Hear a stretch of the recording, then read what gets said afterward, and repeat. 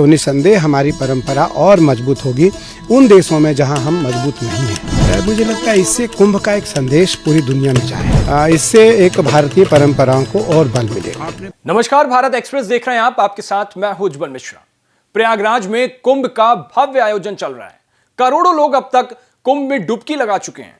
आपको बता दें कि कुंभ को देखने के लिए सिर्फ भारत के लोग ही नहीं, पूरी दुनिया के लोग वहां पहुंच रहे हैं। ऐसे में अभी बीते दिनों आपने सुना होगा, एप्पल कंपनी के सीईओ रह चुके स्टीव जॉब्स, उनकी पत्नी पॉवेल कुंभ में आई हुई थी और जिस आश्रम में वो रुकी हुई थी, जिनसे उन्होंने दीक्षा ली थी, वो थे कैलाशानंद जी। कैलाशानंद गिरी के बारे में अगर आपको बताऊं तो जैसे किसी देश में राष्ट्रपति और प्रधानमंत्री का महत्वपूर्ण स्थान होता है, ऐसे ही संत समाज में, हिंदू धर्म में संतों में सबसे बड़ा स्थान होता है शंकराचार्य का।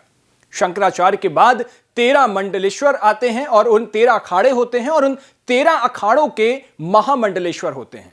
उन्हीं में से एक प्रमुख अखाड़ा है निरंजनी अखाड़ा और कैलाशानंद गिरी उसी निरंजनी अखाड़ा के महामंडलेश्वर हैं। 2021 में उनको यह जगह मिली थी। कैलाशानंद गिरी जी पिछले तमाम दिनों से चर्चा में हैं। जब लॉरेन पॉवेल उनके यहां रुकी, एक वायरल साध्वी ने भी उनके आश्रम में विराजमान है, वो भी वहां से दीक्षा ले रही हैं और लगातार वो सुर्खियों में बनी हुई थी। हर्षा रिचारिया उनका नाम था।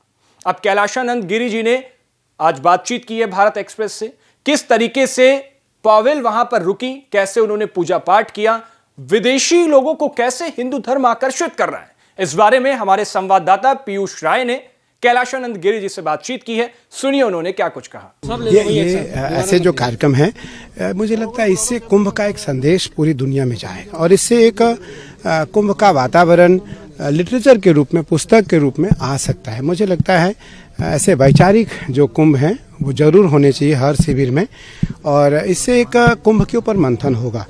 और इसमें डॉक्टर कृष्ण गोपाल जी ने जो बात रखी, डॉक्टर असीम अरुण जी ने अपनी बात रखी, वो बड़ी सारगर्भित बात थे और निस्संदेह इससे एक भारतीय परंपराओं को और बल मिलेगा। आपने पॉवेल की भी बात की कि आपने दीक्षा दिया उसको, कई चीजें बताई, क्या उसके साथ हुआ और दुनिया किस तरफ जा रही है, आध्यात्म की तरफ जा रही है क्या? देखिए, निस्संदेह जब भारत के वो लोग जो धर्म को मानते हैं वो तो धर्म को मानते ही मानते हैं, जो नहीं मानते हैं मेरा भाव रहता है वो लोग माने। और फिर जो दुनिया के वो लोग हैं जिनको सनातन से परिचय नहीं है, जिनका सनातन से परिचय नहीं है, सनातन से जिनकी कोई ताल्लुकात नहीं है, संबंध नहीं है, यदि वो सनातन से जुड़ते तो निस्संदेह हमारी परंपरा और मजबूत होगी उन देशों में जहाँ हम मजबूत नहीं हैं।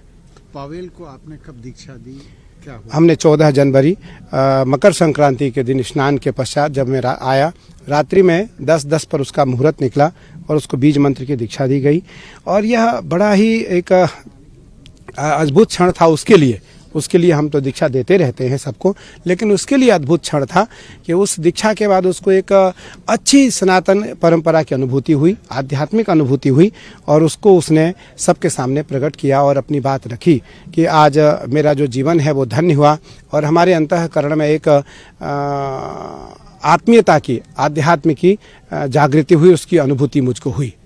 शिविर में कितने दिन तक थी? शिविर में 4 दिन रही। एक दिन वो हमारे साथ काशी रही और 4 दिन वो शिविर में रही। उसके बाद यहाँ से भूटान गई। अब उसको अमेरिका में कोई कार्यक्रम है, उसमें उसको सम्मिलित होना था। वो वापस आने की भी क्या कोई खबर? नहीं, अभी तो नहीं। वो सावन में हमारे आश्रम में आएगी और सावन में हमारे साथ पूजन में वो पुनः 1-2 दिन अपने गुरु स्थान पर रहेगी। तो इस वीडियो में फिलहाल इतना ही। कुंभ की और ताजा तरीन अपडेट्स के लिए देखते रहिए भारत एक्सप्रेस। शुक्रिया।